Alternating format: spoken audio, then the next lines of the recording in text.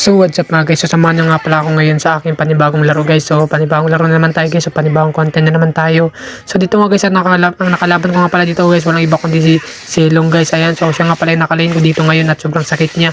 At akala niya nga guys, mapipitas niya ako dito pero nagkakamali sa aray mo, pakak. Naputukan siya sa mukha, aray mo. So ayan guys, naputukan sa mukha, solo kill nga pala ako dito. Ayan, so tamang kuha natin itong crabs guys para ayan, malamang na tayo. Ayan, so ayan guys, so dito nga guys, kala ko mapapatay ko nga itong Gusion pero hindi pala, yan nakatakas pa yung Gusion dahil may balir dito at natulak ako. Ayan, so tamang atras tayo guys, baka tayo pa yung mapitas. Ayan, so atras muna tayo guys. At dito nga tamang farm lang muna tayo dito guys, tamang play shape lang tayo dahil dumating na yung kasama niya na balir. Ayan, so tamang play shape lang tayo, baka tayo pa yung mapitas. So dalawa na nga pala siya dito sa lane ko. Ayan, so gusto nila ako pang tulungan guys pero nila ako kaya kasi ako lang to, si Dyrot. So dito nga nakita nga namin tong Gusion nila at pinitas na rin natin. Ayan, so dito akala niya makataas na tong kwantong Zilong pero dito makatakas sa akin, aray mo, pakak. One hit. So namatay na pala dito, napatay rin ako guys, napitas ako ng tank nila guys. Ayan, so sobrang sakit.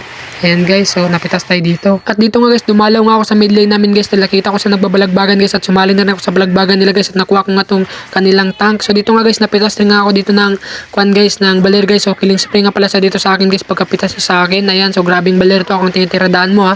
Ayan, so killing spree na nga pala siya dito. At dito nga mga guys, binasag ko na rin tong Tori dito sa taas guys para kwan guys, makalamang na tayo guys. So wala naman dito yung Zilong nasa baba. So basasagin na natin to guys at para makalamang na sa push.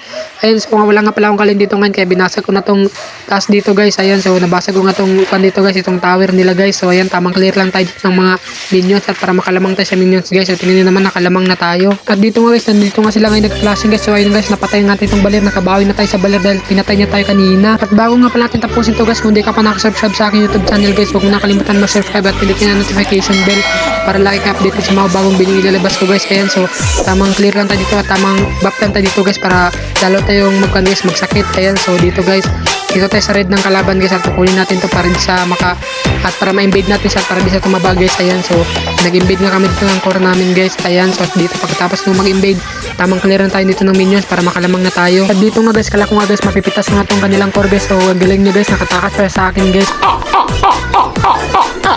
Okay lang yun guys, kahit nakatakas sa atin guys. Nandila dito naman ang Zilong sa baba guys, so isa na lang pipitasin natin guys. So lumalim naman pala dito ang Zilong guys, kaya pinitas na naman namin siya guys. So akala niya kaya niya na ako guys. Ayan, so kala niya guys kaya niya na ako. So ayan, napitas na naman siya, aray mo, pakak.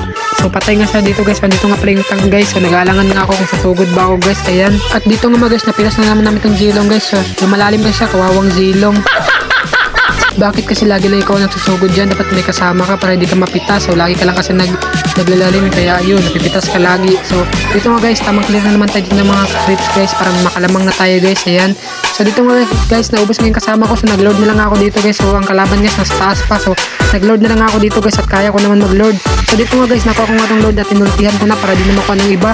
So yun guys, so pagkatapos makuha yung load guys, so dito tamang farm na naman tayo guys. Ayan,